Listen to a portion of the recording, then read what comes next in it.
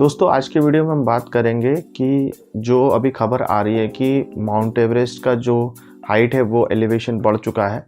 तो हम इसके एस्पेक्ट में बात करेंगे कि कितना बढ़ा और इसको किस प्रकार लोगों के सामने प्रेजेंट किया गया और यह कैसे होता है, इसके टेक्निकल इश्यूज़ क्या हैं, टेक्निकल किस कारण की वजह से माउंट एवरेस्ट की ऊंचाई बढ़ती रहती है।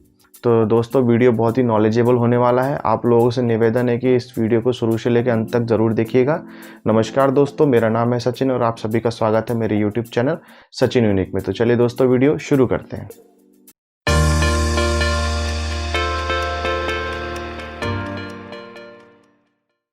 तो दोस्तों जैसा कि मैं आप लोगों को बता दूं, नेपाल और चाइना ने दोनों ने मिल करके joint statement online video conferencing के माध्यम से जनता को बताया कि जो माउंट एवरेस्ट है, माउंट एवरेस्ट की ऊंचाई कुछ फीट अर्थात कुछ मीटर बढ़ चुकी है। जिसमें मैं आपको बता दूं कि जो पहले की जो माउंट एवरेस्ट की जो हाइट थी वो 8,848 मीटर थी, जो कि लगभग बढ़ करके 8,848.86 मीटर, लगभग 3 फीट के आसपास यह हाइट बढ़ी है। तो इस बात की जानकारी दोनों देश की सरकारों ने मिलकर के अपने देश के लोगों को और एक दूसरे के देश के लोगों को, सारे संसार को ये वीडियो कॉन्फ्रेंसिंग के द्वारा बताया गया। इस वीडियो कॉन्फ्रेंसिंग में नेपाल की तरफ से नेपाल के विदेश मंत्री प्रदीप कुमार ग्यावाली जी थे और चाइना के फॉरेन मिनिस्टर वांग यी थे। इन्होंने मिल करके एक दूसरे को बताया कि जो माउंट एवरेस्ट है, जिसे नेपाल में सगरमाथा कहा जाता है और चाइना में उसे चोमोलंगमा या कोमोलंगमा के नाम से भी जाना जाता है, तो इन क्षेत्रों के बारे में, इन हाइट्स के बारे में लोगों को बताया गया। अब हम बात करते हैं दोस्तों इसके टेक्निकल एस्पेक्ट की। तो ये आखिर हुआ क्यों होता है और यह चीज़ क्या आगे भी होगी, यह हाइट आगे भी बढ़ेगी क्या, इसके बारे में मैं आपको बता दूं। नेपाल का जो लोकेशन है वो 2 टेक्टोनिक प्लेट से मिलकर के बना है दोस्तों, जिसमें एक है भारतीय उपमहाद्वीप जिसे इंडियन पेनिनसुला भी कहते हैं और ऊपर नॉर्थ में है यूरेशियन प्लेट। तो ये दोनों के कोलिजन के कारण ही हिमालय का जन्म हुआ था और कहा जाता है कि जो इंडियन सब कॉन्टिनेंट वाला टेक्टोनिक प्लेट है वो यूरेशियन प्लेट को बिल्कुल सेम डायरेक्शन में कोलाइड कर रहे हैं, जिसमें एक दूसरे को अपोजिट फोर्स के साथ दोनों प्लेट्स खिसका रही हैं, जिससे हिमालय का जन्म हुआ। तो अब ये जो कंटिन्यूस प्रोसेस है वो होती रहेगी दोस्तों, पर ये एक ही बार में बढ़ने वाली कंडीशन नहीं है कि एक ही बार में माउंट एवरेस्ट या कोई भी ऐसी पीक हो जो उस हिमालय क्षेत्र में हो और वो बढ़ जाए। ऐसा पॉसिबल नहीं है, इसको काफ़ी समय लगता है, ये रातों रात नहीं होता। इसमें ये बिल्कुल जियोग्राफिकल इशू है कि ये धीरे धीरे करके स्टेप अप तरीके से आगे बढ़ते जाते हैं। तो कहीं ना कहीं जब बढ़ते हैं और बढ़ने के बाद जब ये दोनों प्लेट्स एक दूसरे के साथ कभी झटका दे देती हैं तो इस वजह से भी अर्थक्वेक आता है।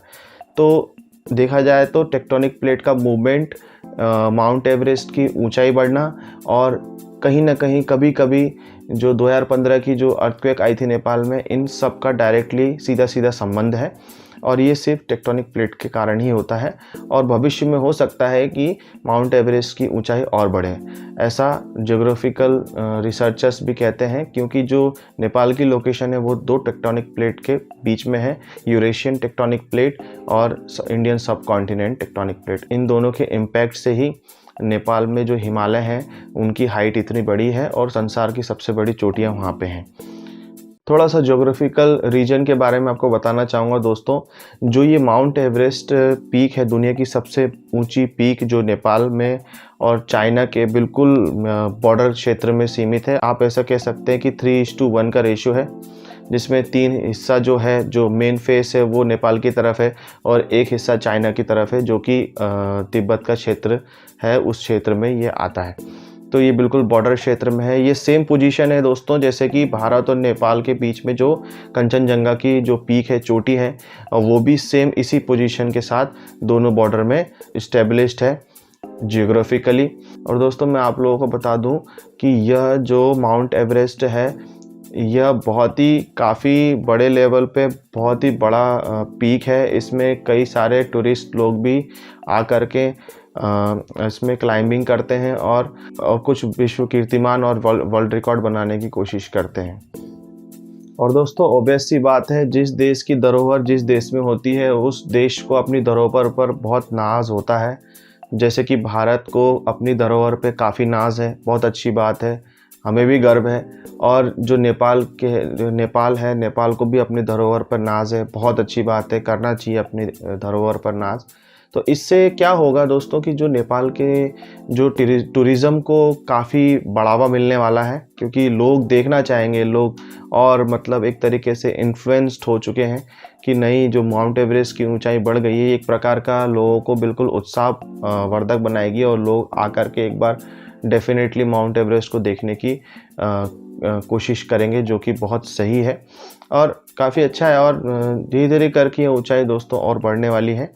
अब हो सकता है कि ये कुछ दशकों में बढ़े या 10 साल में बढ़े या 20 साल में बढ़े, it depends on only geographical aspect के ऊपर ये डिपेंड करता है।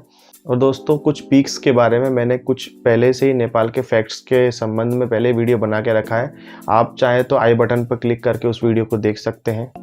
अब सगरमाथाको उचाइ 8,848.86 मिटर कायम भएको छ। Stride forward on the path of unity, stability, development, and prosperity.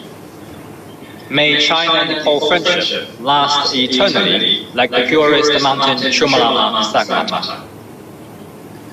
Xi Jinping, President of the People's Republic of China. This is indeed a special moment for us all.